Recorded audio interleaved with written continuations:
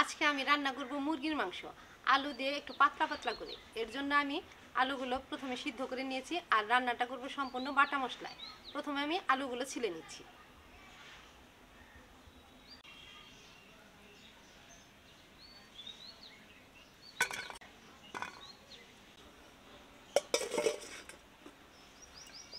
এবার আদা লঙ্কা ধনে একসাথে বেটে নেব।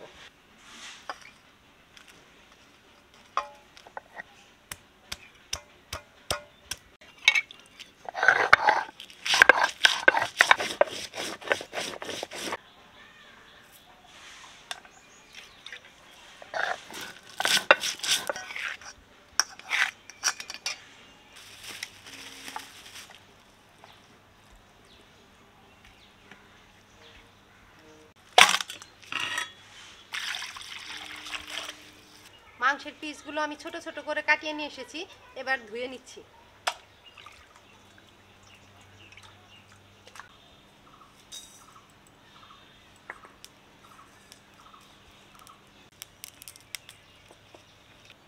গরম কড়াইতে দিয়ে দিলাম তেল। এবার নুন হলুদ দিয়ে আলুগুলো ভেজে নেব।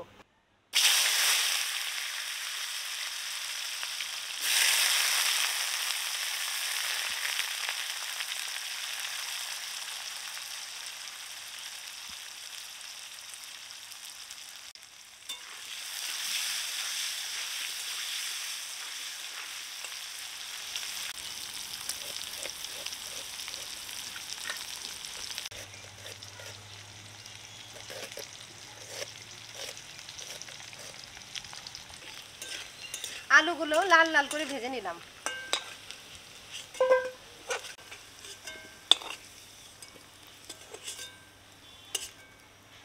এবার এই কড়াইতে দিয়ে দিলাম তেজপাতা শুকনা লঙ্কা,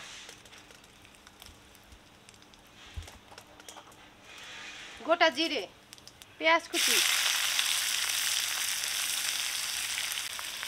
গোটা এলাচ দারচিনি,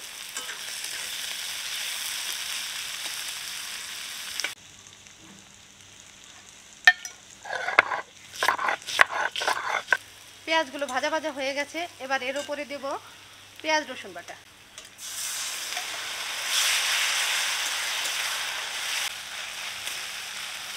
আদা লঙ্কা ধনে বাটা,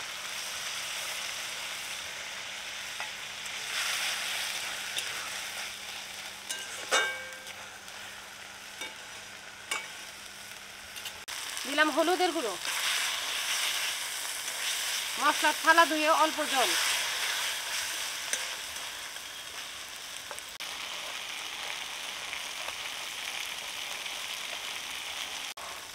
দিলাম একটা টমেটো কেটে, টমেটোর উপরে দিয়ে দিলাম লবণ।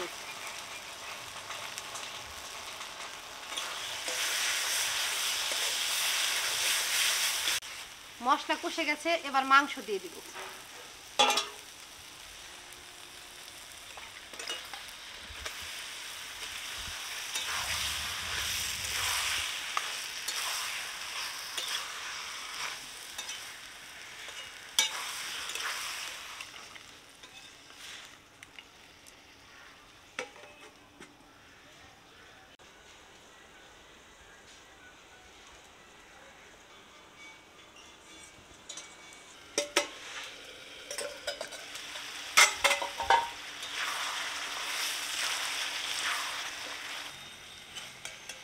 মাংস কষানো হয়ে গেছে, এবার দিয়ে দেবো ভেজে রাখা আলু।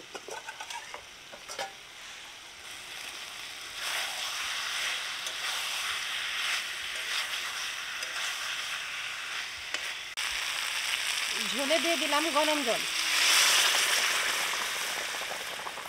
রান্নার শুরুতে ভেজে রেখেছিলাম জিরে দারচিনি এলাচ, এবার বেটে নেব।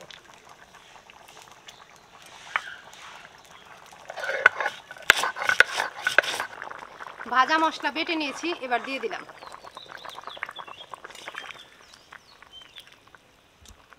তো বন্ধুরা, অর্চা কুকিং অ্যান্ড ব্লগের এই ছিল আজকের রেসিপি, আলু দিয়ে মুরগির মাংসের পাতলা ঝোল। রান্না হয়ে গেছে, এবার নামিয়ে নেব।